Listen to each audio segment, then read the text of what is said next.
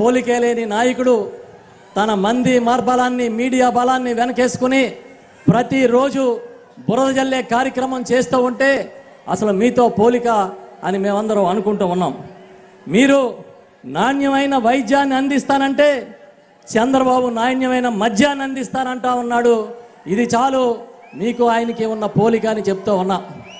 Sir, చంద్రబాబుకి buildup ఎక్కువ, పని తక్కువ. ఇవాళ సింపుల్గా చెప్పాలంటే చంద్రన్న కానుక అని ఆయన ఉన్నప్పుడు ఒక చిన్న కార్యక్రమాన్ని చేశాడు.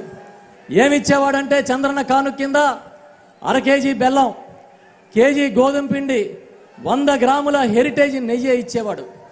ఇవాళ జగనన్న కానుకలు జీవితాల్ని,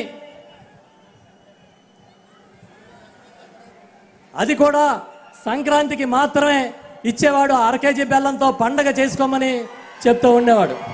కానీ ఇవాళ జగనన్న మీరిచ్చే కానుకలు, అదే కానుకలు సార్, జీవితాల్ని నిలబెట్టేవి, భవిష్యత్ తరాలకి తలరాత రాసేవి. ఒక ఇంగ్లీష్ మీడియం మొదలుకుంటే వైద్యం, విద్య, ఆరోగ్యాల్లో ఒక విప్లవాల్ని ఇవాళ మీరు సృష్టించారనే విషయాన్ని ఈ సందర్భంగా నేను గుర్తు చేస్తూ ఉన్నా. ఒక ఇంటి స్థలం, ఒక వైద్యం, ఆరోగ్యశ్రీ, అదేవిధంగా ఎన్నో కానుకలు ఇవాళ మీరు అందించి, చేయూత, భరోసా లాంటివి అందించి భవిష్యత్ తరాలను తీర్చిదిద్దుతూ ఉన్నారు. ఈ కానుకలు గొప్పవా, ఆ కానుకలు గొప్పవా అని ఈ సందర్భంగా నేను ప్రశ్నిస్తూ ఉన్నా.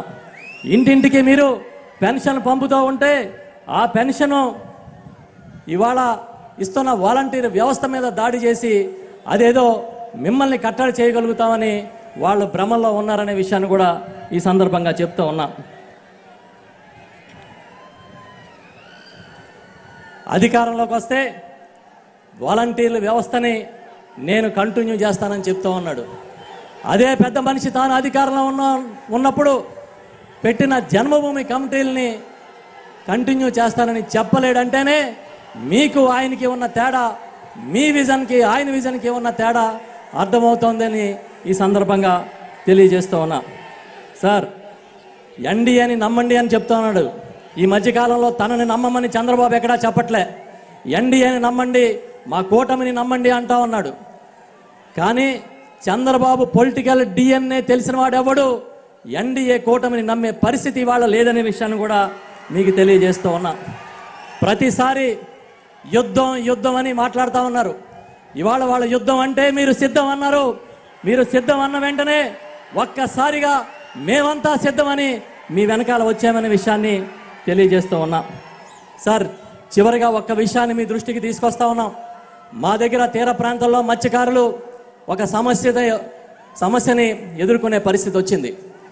ఈ తీర ప్రాంతంలో ఓఎన్జీసీ ఒక సర్వేని, సిస్మిక్ సర్వేని చేపట్టి ఆ క్రమంలో ఆ కాలంలో 500 కిలోమీటర్ల మేరకు ఎక్కడ వేట ఆడకూడదు మత్స్యకారులు, 35 కిలోమీటర్లో నోమ్యాన్ జోన్ అని ప్రకటించినప్పుడు మత్స్యకారులు ఆందోళన ఉంటే పెద్దలు కాకినాడ సిటీ శాసనసభ్యులు చంద్రశేఖర్ రెడ్డి గారు, మన ఎంపీ గారు వంగా గీతా విశ్వనాథ్ గారు, నేను వారికి అండగా నిలబడి రాజకీయాలకు అతీతంగా ఒక ఉద్యమాన్ని చేశాం. సుమారు 18 రోజుల పాటు ఈ ఉద్యమం జరిగితే ఆ ఉద్యమం ఫలితంగా మీ దృష్టికి కూడా తీసుకొచ్చినప్పుడు మత్స్యకారులకు అండగా ఉండమని చెప్పారు. ఆ ఉద్యమం ఫలితంగా ఒక కమిటీని నియమించారు.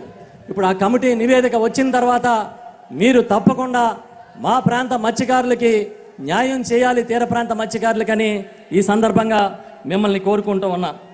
మీ 25 ఏళ్ల ప్రస్థానం, ఇంకా భవిష్యత్తులో రాజకీయ ప్రస్థానంలో మేమందరం మీకు అండగా మీ వెనకాల నడుస్తాం.